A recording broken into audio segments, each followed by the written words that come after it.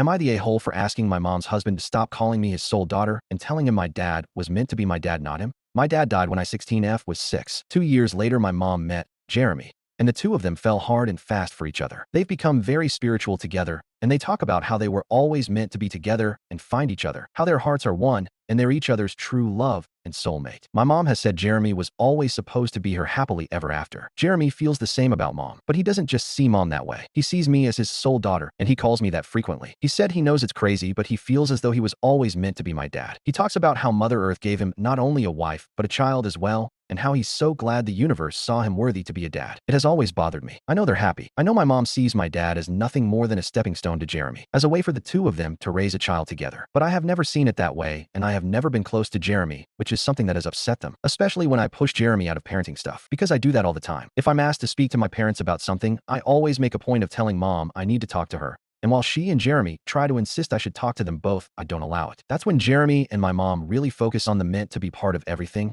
and it makes me so uncomfortable. But in the past, when I expressed that they weren't paying enough attention to really hear me, usually they're so caught up in these beliefs. I was 12 when they got married officially, but they called each other husband and wife before then. The wedding was a mess, and I know that's when they started thinking about all of us needing therapy, because they felt their day was ruined by my refusal to participate in the wedding. They had this whole thing planned where they were going to use Earth to express their love for each other, and then plant a family garden where we each plant ourselves into that earth and express how we were a soul family, or whatever they were talking about. I didn't plan a thing, and I said nothing. It did hurt my mom, but it hurt Jeremy more, and she told me that. She said he believed so strongly that I was meant to be his daughter, and my outright rejection was difficult when he knew I loved her at least. We officially started therapy a month ago. It was a long time coming, but they wanted to find a spiritual nature-based therapist who understood their beliefs. They and the therapist spent the first session talking about the beliefs they share. Then it moved on to the problems they have with me not embracing Jeremy or the family we have. Our second last session, I got to speak, and I said exactly how much I hate Jeremy calling me his soul daughter and saying we were meant to be father and daughter. I said how much it sucks to realize mom only sees my dad as a stepping stone to her true love without any consideration for me, the child she had with my dad. And I hammered home the point that I am dad's daughter. He was and always will be my dad,